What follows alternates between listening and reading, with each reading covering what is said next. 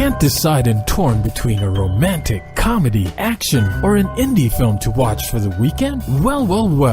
Golden State Media Concepts Movie Podcast is your ultimate guide to the latest movies. Join us as we dissect the latest on the blockbusters. It's the Golden State Media Concepts Movie Podcast.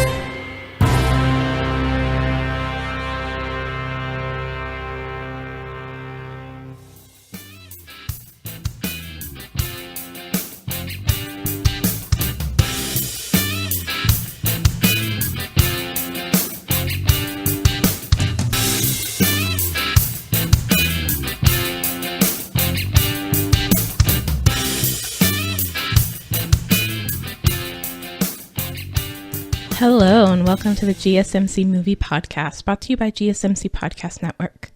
I'm your host, Staci, and today we're going to switch things up a little bit in that the first movie we're talking about is actually currently out on DVD, not currently out in theaters, but you'll see why in a minute why we're talking about it first, in that the first movie is Thor Ragnarok. So, Thor Ragnarok is the third in the Thor films and I have no idea even what number in the Marvel Cinematic Universe films. In this movie, Thor starts off by beating a fire demon guy and then heads back to Asgard, where he finally figures out that Loki is actually Odin, or that Odin is actually Loki, that Loki is pretending to be Odin. How he didn't figure that out in the supposedly roughly like 2 years or so that it's been, where they don't really get into, but he finally figures out that Loki is pretending to be Odin and demands to know where Odin is. So they go to Earth to try and find him, but he's not where Loki left him. And in trying to find him, they first meet Doctor Strange, who sends them on the right path. And then they find Odin, who tells them that he's dying, and that as he's dying, their sister, who they did not even know they had, is coming. Their sister is Hela, the goddess of death, and she's Odin's firstborn child. And she was very powerful and killed a lot of people, so that Odin eventually had to lock her away because he couldn't control her power. But now that he's dying, she will be coming back, and she will be trying to either take over or destroy Asgard. So we then do immediately get to Hela, and Hela, in the first instance, is too much for Loki and Thor to handle, and she actually sends them off the Bifrost into a totally different planet where Thor is sort of taken prisoner and forced to kind of compete in these sort of gladiatorial games against the Hulk. And that's not really a spoiler because that was in, I think, pretty much all the trailers, the Hulk busting into the gladiator arena and all the armor and everything. So Thor now has to deal with finding a way to beat the Hulk, to get off this planet, to get back to Asgard, and to stop Hela from basically killing everyone on Asgard or completely destroying it. So that's sort of the setup of the movie. This movie, it looks at times a lot like Lord of the Rings, and you get that even from the very first. The sort of fire demon guy that Thor defeats at the beginning before you even get the title seems a lot like the fire demon thing that was in, I believe, the first one that took Gandalf down off the bridge. And spoilers for Lord of the Rings if you haven't seen those. But I had a hard time watching it, just thinking, wait, we're not on Lord. Okay, are you sure we're not? And then when you get to Asgard, there's a part where a lot of Asgardians, to escape Hela, go up into a mountain and go into a cave that has these really, really large stone doors. And those look a lot. They just reminded me very much, again, of the first movie where there's the stone doors that Gandalf can't quite figure out the puzzle to get in. And so they just sit outside for a while trying to figure it out. And then there's the whole thing with the creature in the lake. But it's just like, what movie? What movie are we in again? I'm a little confused. But this Thor movie is a bit different from the previous two Thor movies, but in a good way. The humor in this movie, it's quite fun. It made me laugh out loud a number of times, including again in that first scene with Thor and the fire demon, where it's hard to tell how serious Thor is even taking it, because there's a moment where he just sort of keeps going, wait, hold on, and comes back around to talk.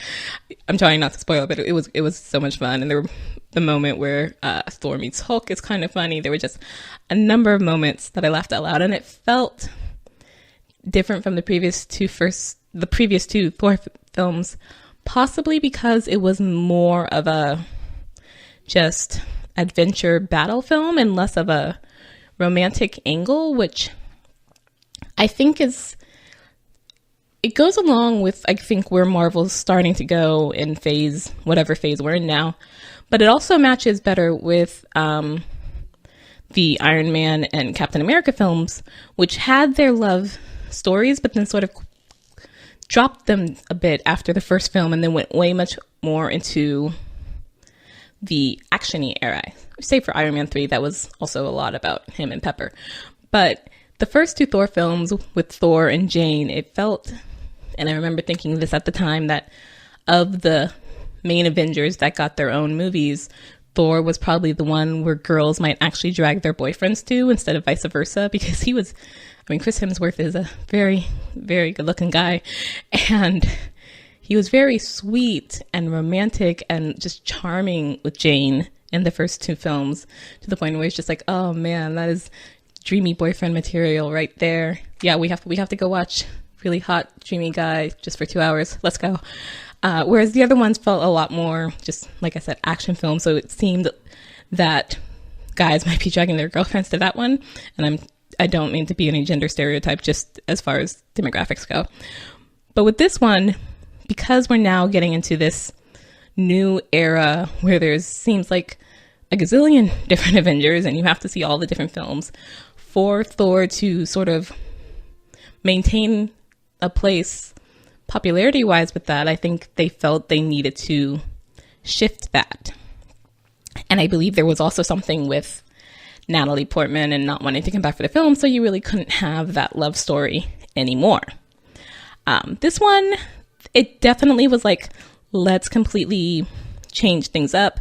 There's, you start really getting rid of most of the people you recognize from previous Thor films. Like, Natalie Portman's character is not in this, and her intern, Kat, I forget her last name, is not in this, and Eric Selvig's character is not in this, and we have some of Thor's friends, the Three Musketeers or whatever they were, but they get dispatched very quickly, and we don't even see Sif, and it's just like, so we're kind of clearing the board from all the previous Thor films to go off in a new direction.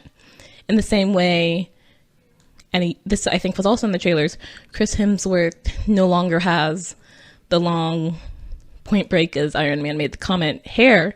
It gets cut off in this film, sort of, again, very much signifying, okay, new direction. That was the old Thor. This was the new Thor. But I think for people who really liked the previous two Thor films, they might not like this one. It feels a bit different. It's definitely changing characters. It's changing, what Thor now is and what Thor's priorities are and what Thor's trying to do in the future will most likely be different, even in his individual films, if he continues to have them. So it might throw some people off. I thought it was fun. I kind of actually really liked the changes, just because, again, the previous ones, he was great and romantic and dreamy, but beyond that, it was just sort of dull. Like, beyond the being really sweet, dreamy boyfriend material, the best part about the previous two Thor films was sort of the conflict with Loki. But that can only go so far before it's like you really should have learned from previous mistakes and moved on. And you do sort of see that in this film. Loki is there, and you see Thor has a somewhat new way of dealing with his brother than previously. And he has a new way sort of dealing with almost everybody than previously. So, and given what we're going to talk about in the next film, it definitely seems like maybe that previous conflict won't be happening going forward. So I don't know where they're going with the new films. I like Thor Ragnarok. I like Thor Ragnarok the best of the 3 Thor films. I even like Thor Ragnarok better than some of the other individual films. Although, and I believe I mentioned this in the Black Panther episode, I previously, before Black Panther, had not seen anything after Captain America Civil War. I have since then seen before Captain America Winter Soldier, I have since then only seen Captain America Civil War and now Thor Ragnarok. So I'm still completely not knowing much about Ant-Man and Spider-Man and Doctor Strange. So I can't judge compared to those, but Thor Ragnarok, I think, is better than at least one Iron Man and at least one Captain America, I'll say that. So I'm kind of excited to see if they can maintain this really good feeling going forward. The director for this film seems like he has a good sense of humor, and he actually voices a character in this movie who was one of my favorite characters just because like everything he said was wonderfully funny without necessarily meaning to be. It was adorable. So I'm excited to see where they go forward with Thor and the side characters like Korg and Meek and Valkyrie. So, in fact, Valkyrie is actually a really interesting character, and we didn't actually talk too much about her, so I want to talk about her just right now for a moment. She's played by Tessa Thompson, who is doing a sort of British accent for some reason. I don't believe she is British. She was born in LA. And she hasn't had a British accent in previous things that I've seen her in. But supposedly, I don't know, maybe everyone in Asgard is supposed to be British or something. Not quite sure why she has that accent. And it's a little off-putting at times. But she shows up when Thor arrives at the planet once he's fallen out of the Bifrost. And she is actually the person who ends up putting him in the situation where he winds up in the gladiatorial arena. And she's clearly got a back history even before we know what it is, because she drinks a lot, and it seems like she's drinking to forget. And Thor tries to connect with her, and she just wants to have nothing to do with him whatsoever. But she is actually pretty awesome. Her back history, when we get it explained, okay, it kind of makes sense as to why she, wants to drink to forget. And there has been talk of maybe Valkyrie getting her own solo movie, which would be interesting. But she just, I kind of like her almost as, not quite the Asgardian version of Black Widow, because they're definitely different characters, but in that sort of like really kick butt female sidekick sort of role, who has her own sort of smart, sarcastic one-liners that she can throw out. She's really great for that. She takes on Loki at one point and comes out pretty well with that. She's just not really to be messed or trifled with. But I actually like her more before she gets into the sort of Valkyrie stage. And that's a little hard to explain if you haven't seen the film. She's at one point, she's known as Scrapper 142. And I kind of like her a bit more as Scrapper 142 than as Valkyrie, just because there's a whole history with Valkyrie and what that means and what she's sort of tied to, what she's sort of sworn an oath to or something. And as Scrapper 142, she's just out there making her own rules and doesn't take anything from almost anybody. And that's a bit more fun because she gets to be more, I do what I want, and if you get in my way, I will hurt you. Whereas by the time we get to Valkyrie, it's a bit like, she's a bit softened, and I'm not sure I want her to be softened. I like how strong she is against Thor, and I don't know that I want a relationship there, and it's totally fine to just have male and females without having to put them in a relationship. Please, it's fine. It's okay. Men and women can be friends, despite what When Harry Met Sally says. But yeah, I don't know. I definitely want to see more of her. I definitely want to see more of Korg. He's just fantastic. So yeah, we'll see how that goes going forward. So yeah, stay tuned. We're going to take a short break. Watching TV has changed over time. Streaming has become the new norm. That's why Golden State Media Concepts television podcast dives headfirst to the world of cord cutting. Want to be on the loop of what's hot in Netflix? Or if it's not a preference, what about original shows in Hulu? We've got you covered. Join us as we fill in the blank and talk about movies to stream and what show you should be binging. This is the Golden State Media Concepts television podcast.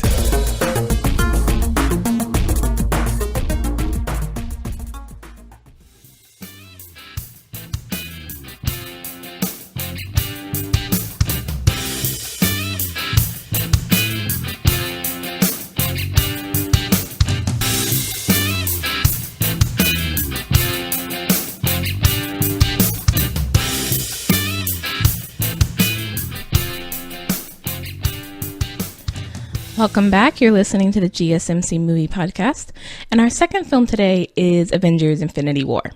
Now, normally, because this is such a big blockbuster film and it's currently in theaters, this would have been the first film we talked about, but since Thor Ragnarok came before it, both actually came out before it and story-wise also happens before it, I decided let's put this in the real story order.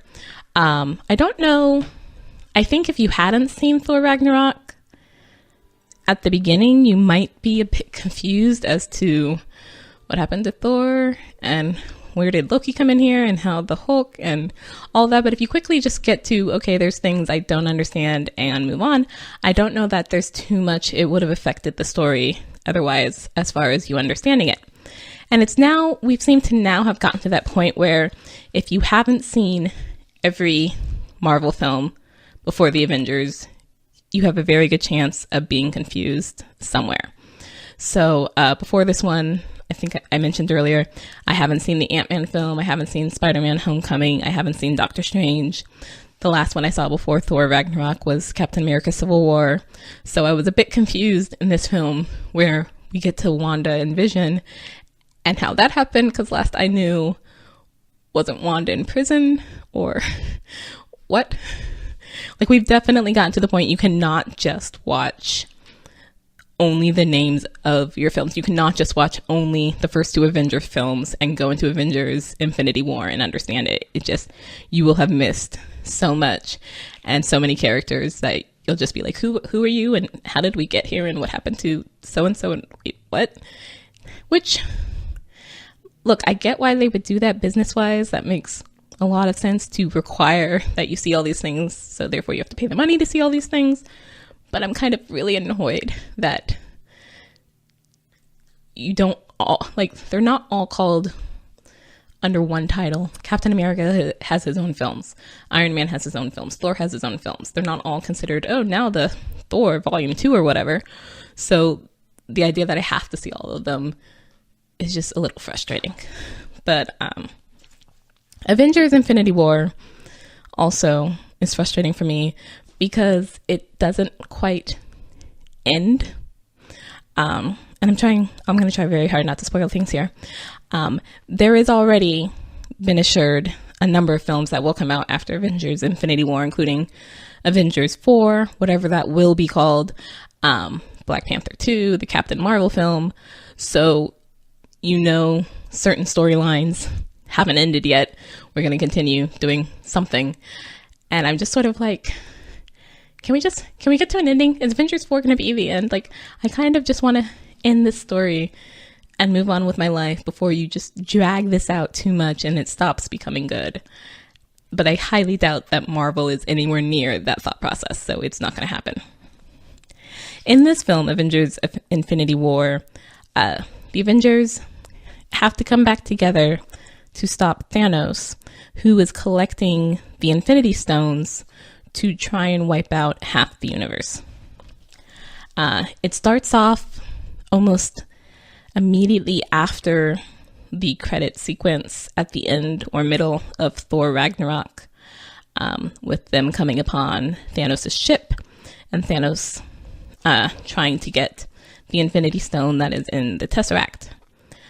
He then sends out his various children to find the others, because at that point he only has 2 and there are a total of 6. So he knows that there are 2 on Earth and 2 out there elsewhere. And so he and his children sort of split up to go and find and get the others by any means necessary. And so you have a lot of Avengers in this film, and yet surprisingly not all of them, even not all the ones that have their own individual movies, but they're often in separate spaces. So there's a team dealing with the battle on Earth, but then there's another team that's gone off and is on a planet.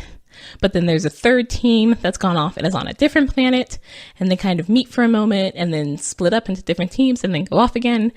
So I would certainly hope you weren't going into this as your first Avengers film, because you'd be completely confused. But if you do at least know who each of the characters are and their most basic of powers, even if you haven't seen the other films, you're probably pretty okay. There's probably a couple of things like how Vision now looks human that I'm completely not sure about, but mostly story-wise, you're pretty good. And even throughout the film, save for the stones themselves, which I confuse very heavily because there's 6 of them and they're like power and time and soul and reality and I think eternity and something space. They're confusing and I'm not sure which one's which, but it doesn't matter too much so long as you can kind of keep track of which ones Thanos has. You don't need to know the specific stones themselves, just which ones he has the power over and which one he doesn't yet. There's also a lot that's a little strange in this film, and maybe it's because the filmmakers definitely knew, oh, hey, there's going to be another one after this. There are several characters in this film who should have been killed probably several times over by Thanos, and yet for some odd reason keep being alive, even though the battles, and it's like, fine, I get you're superhero and have superpowers and have been through, really tough battles that would kill a mere mortal, but I'm pretty sure you should be dead like by the 3rd or 4th time by now. Like, how are you still living? And it doesn't, in the same way in the first Avengers film, where it wasn't explained how they could hear each other talk. We didn't see them get given earwigs or communication devices or anything. They just could somehow hear each other. In this one, no matter which planet they're on, they seem to be able to breathe, even though some of these planets look like they don't actually have an atmosphere or don't actually have a non-damaged atmosphere. And evidently, no matter what your species, you all can breathe together. That's fine, whatever. We're just not going to explain that. Go on. We have a lot of movie to get through. Continue. I don't know why. Marvel's just like, whatever, continue. And again, they do have a lot to get through. There's a number of people in this film. I believe on the poster there's 20 or 24 different characters. And again, that's not all of them. There are a couple who have a throwaway line of, oh, they're not here because they want to spend time with their families or whatever. But yeah, there's a lot to follow. There does seem to be this but one of the driving storylines is that between Gamora and Thanos. Because Gamora is Thanos' adopted daughter. And that was explained in, I believe, the first Guardians of the Galaxy film, that she was taken from her homeworld by Thanos and sort of forced to work for him and to be his almost, not executioner or assassin, but had to do a lot of things she's not really proud of and got that really terrible reputation of killing a lot of people in service of Thanos. And she really dislikes him and wants to destroy him, or at the very least stay out of his clutches. And that comes up quite a bit because Gamora is the only person who knows where one of the stones that Thanos is looking for is. And so it's her having to deal with this man who both killed half her world, but also at the same time raised her as his daughter. And so her feelings are a bit conflicted with that. And it feels a lot at times with the whole I raised you to be a killer thing, very similar to sort of Hela and Odin that we saw in Thor Ragnarok, the film we talked about earlier. But it also feels a lot at times like a Greek tragedy. And without spoiling, I'll just say it's like Agamemnon and one of his daughters, but I won't spoil which one because that would kind of give away the storyline. But it does feel at times like we're doing Greek tragedy in space, and okay, I kind of just half expect like Deus Ex Machinas to happen any moment now, but whatever. You all breathe in space, so maybe that's the Deus Ex Machina. Who knows? There's also trying not to spoil certain people who show up. There's a character that Thor has to go to for some reason to get a new hammer. And I love that actor and playing that part. Although again, that also felt a lot like not Lord of the Rings, a lot like The Hobbit, actually, in that there's a dwarf with a forge and we have to restart the forge. And I'm like, wait a minute, are we fighting Smaug over again? And we're going to pour molten gold on him. What is going on? That's not what happens. But it did feel at times, and maybe this is just everything having to do with Asgard is sort of Lord of the Ring-ish or something. But for some odd reason, Thor does decide that he needs to go off and get a hammer, even though we did just literally in the most recent film, Thor Ragnarok, say you don't actually need a hammer. Spoiler, sorry if you haven't seen Thor Ragnarok, but you did listen to the earlier part maybe. So, but it's just like we're kind of undoing certain things there. Or we talked about in Thor Ragnarok how Thor Ragnarok definitely seemed to be putting Thor's story on a different direction than the previous two films. And Avengers Infinity War kind of seems to be doing the same. The ending is controversial. And if you haven't seen the film, don't look up anything about the ending because it will definitely spoil what happens. And that's frustrating on both sides. On the one hand, you don't want to be spoiled going in, but on the other hand, the ending itself did frustrate a lot of people, so that it's like you're just, even if you go in unspoiled, you may not leave this film being happy. And there's clearly some larger plan going on because that is just how Marvel works entirely. They've got this planned out for like 5-6 movies in advance or so, but for you, the viewer, that's not helpful because with all these storylines, a good number of them either don't quite end or don't quite end well, or you don't really have a conclusion, I will say, at the end of this film. It is definitely setting up for Avengers 4, whatever that's going to be called. It's not like the first two Avengers films where, okay, we've got these people who have these powers, but that Avenger we just dealt with is good, we're fine, we feel we've solved that, we're moving on. That's not how this film ends. You most definitely have not solved. And that really annoys me because it often seems that when filmmakers or studios make sequels just to make sequels because the previous one was such a big hit, that at some point it's not as good.